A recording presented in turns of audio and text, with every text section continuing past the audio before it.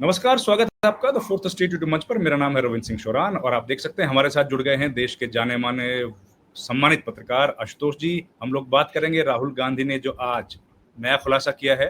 Sir, आपका बहुत बहुत स्वागत है सर। नमस्कार। नमस्कार नमस्कार रवि जी। सर, ये बड़ा खुलासा है, पहली प्रतिक्रिया आपकी सर? देखिए, मुझे लगता है कि अपने आप में काफी गंभीर खुलासा इसलिए है क्योंकि इसमें सीधे सीधे आरोप अब इलेक्शन कमीशन के ऊपर लगे हुए हैं। जो जो वहां पे जो स्लाइड भी थी उसमें सीसी ज्ञानेश कुमार की तस्वीर भी थी। तो जो राहुल गांधी का जब उन्होंने महादेवपुरा में किया था तो उन्होंने कहा था कि भाई 1 लाख के आसपास वोटों की गड़बड़ी की जा रही है। लेकिन इस बार उन्होंने कहा कि भाई जो आलन की जो सीट है उसमें 10 जो पोलिंग बूथ है उसमें से 8 में कांग्रेस जीतती रही है और उस 8 में से 6,000 वोटों को गायब किया गया है। अब और इसको गायब करने के लिए जो प्रक्रिया अपनाई गई है वो बहुत ही सेंट्रलाइज तरीके से है। यानी राज्य के बाहर से कोई सेंट्रलाइज तरीका है, कोई सॉफ्टवेयर का इस्तेमाल किया जा रहा है और उसमें लोग सुबह 4 बजे उठ के डिलीट कर दे रहे हैं। 36 सेकंड के अंदर दो वोट डिलीट हो जा रहे हैं। तो फिर उनका कहना है कि ये तो बात ठीक है, लेकिन जब कर्नाटक की सीआईडी इस पूरे मामले की जांच करना चाहती है और जांच के लिए वो इलेक्शन कमीशन से डेटा मांग रही है, जानकारियां मांग रही है कि भाई जो लोग डिलीट कर रहे हैं, जो जिस इंटरनेट से डिलीट कर रहे हैं, जिस सर्वर से डिलीट कर रहे हैं, जिस फोन से डिलीट कर रहे हैं, तो उसका एक आईपी एड्रेस होगा, कहीं ना कहीं ओटीपी आता होगा, उसकी कोई जानकारी होगी, वो आप हमें प्रोवाइड करिए। तो उनका कहना यह है कि 18 रिमाइंडर्स दिए गए हैं 18 महीने में, लेकिन एक का भी जवाब इलेक्शन कमीशन ने नहीं दिया है। तब वो कहते हैं कि भाई ऐसी कौन सी मजबूरी है कि जब एक राज्य की संस्था यानी एक कर्नाटक सरकार इलेक्शन कमीशन से कह रही है कि आप जांच में कोऑपरेट करिए, हम ये जानकारी चाहते हैं, वो जानकारी हमें दीजिए, आप उस जानकारी को नहीं दे रहे हैं। तब राहुल गांधी सवाल खड़ा करते हैं कि भाई आखिर आप जानकारी क्यों नहीं देना चाहते? क्या ऐसा तो नहीं कि आपकी सरपरस्ती में सारी चीजें हो रही हो?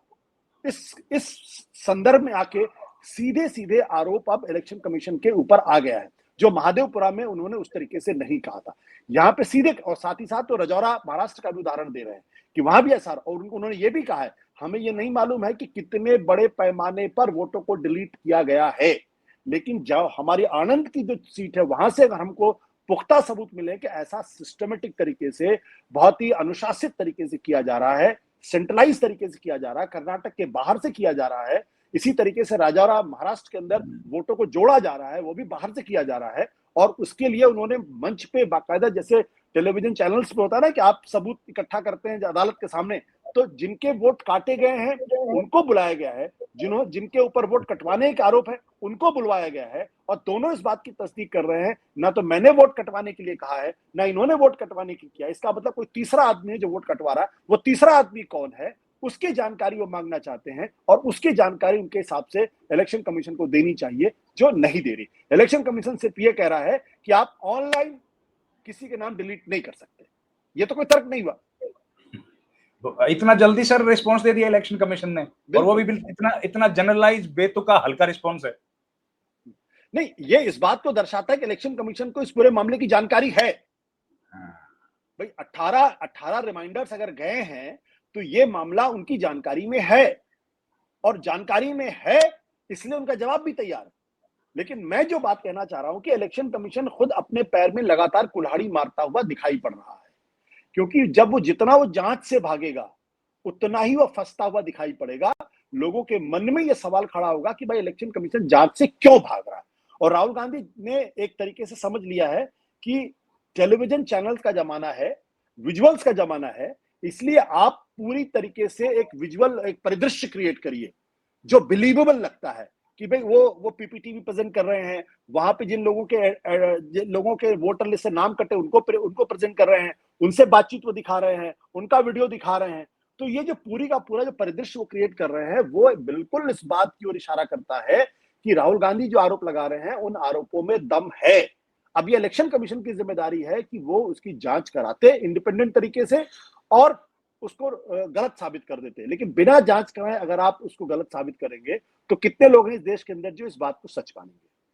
और सीधे तौर पर आज तो ज्ञानेश कुमार का नाम लेके बोला गया सर, ये पहली बार हुआ। बिल्कुल बिल्कुल, क्योंकि अभी हाल तक सितंबर के महीने तक ये रिमाइंडर्स भेजा गया है। जब सितंबर के महीने तक रिमाइंडर भेजा गया इसका मतलब ज्ञानेश कुमार जी मौजूद थे। तो अगर ज्ञानेश कुमार जी को जवाब दे, और इतना ही नहीं, वहां की जो स्टेट इलेक्शन कमीशन है उसने भी सेंट्रल इलेक्शन कमीशन से कहा है कि आप ये जानकारी प्रोवाइड कर दिए।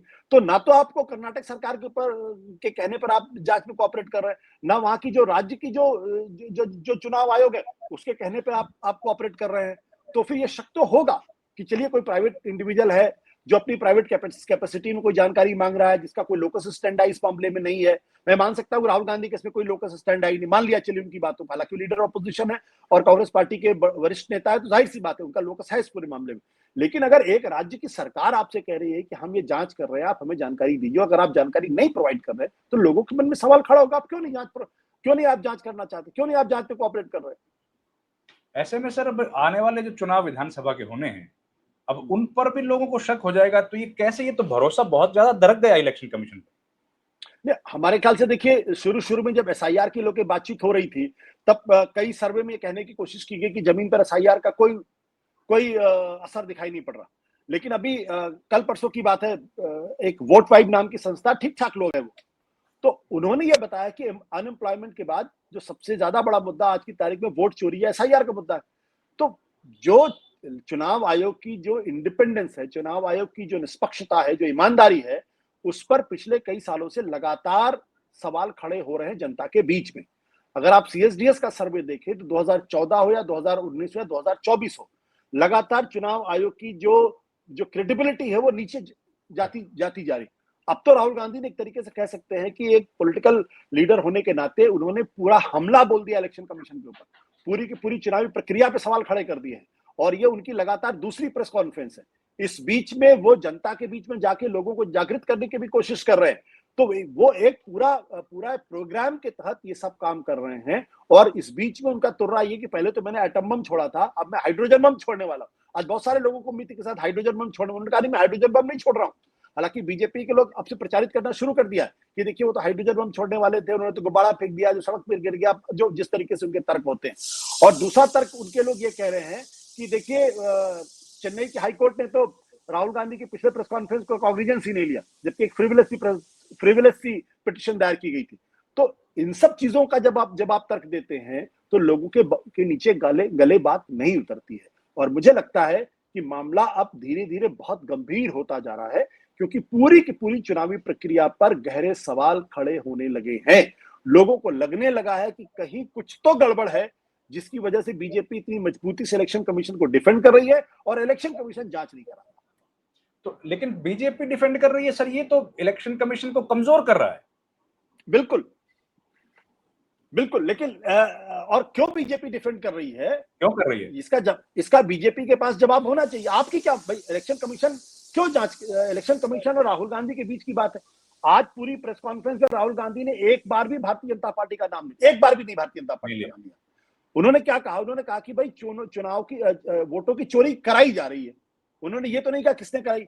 हो सकता है कांग्रेस वाले करा रहे हो सकता है समाजवादी पार्टी करा रहा, हो सकता है जनता दल सेक्युलर वाले लोग करा रहे हो सकता है जनता दल यूनाइटेड करा रहे, कोई भी पार्टी कर सकती है, कोई इंडिविजुअल भी करा सकता है। तो वो नाम नहीं ले रहे, लेकिन भारतीय जनता पार्टी अचानक सामने आकर डिफेंड करने लगे। राहुल गांधी देश का नाम बर्बाद कर, राहुल गांधी संवैधानिक संस्थाओं को बदनाम करने की कोशिश कर। राहुल गांधी तो बिल्कुल पढ़े लिखे नहीं, राहुल गांधी तो कुछ जानते नहीं।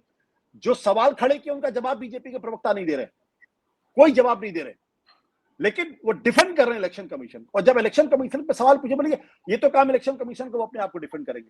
तो भारतीय जनता पार्टी इस पूरे मामले में क्यों कूद पड़ रही है, ये इसलिए कूद रही क्योंकि कहीं ना कहीं उनकी दाढ़ी में तिनका है। कहीं ना कहीं उनको ये लग रहा है कि ये जो मुद्दा खड़ा हो रहा है अंततः भारतीय जनता पार्टी को नुकसान पहुंचाएगा। लोगों के मन में ये बात धीरे धीरे घर कर जाएगी कि Bharatiya Janata party election commission पर दबाव डाल के चुनावी प्रक्रिया का दुरुपयोग कर रही है।